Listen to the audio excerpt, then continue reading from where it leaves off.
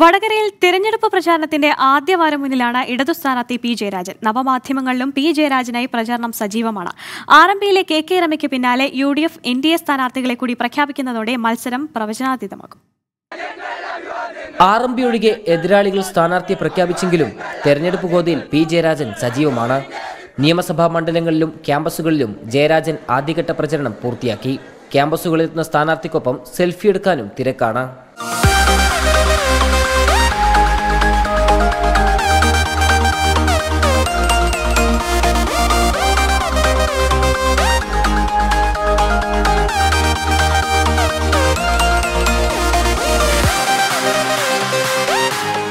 മുൻ കണ്ണൂർ ജില്ലാ സെക്രട്ടറി തെരഞ്ഞെടുപ്പിൽ മത്സരിക്കാൻ വന്നതോടെ CPM സർവ്വശക്തിയുമെടുത്ത് വോട്ടുറപ്പിക്കാനുള്ള ശ്രമത്തിലാണ്.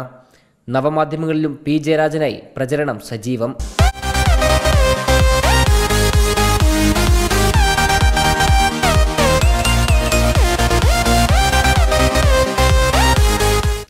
ആദ്യവാരം RMPയുടെ കെ രമയൊഴികെ എതിരാളികളില്ലാത്ത പ്രചാരണമായിരുന്നെങ്കിൽ വരും ദിനങ്ങളിൽ കടുത്ത പോരാട്ട ചൂടിനാകും വടകര സാക്ഷ്യം വഹിക്കുക.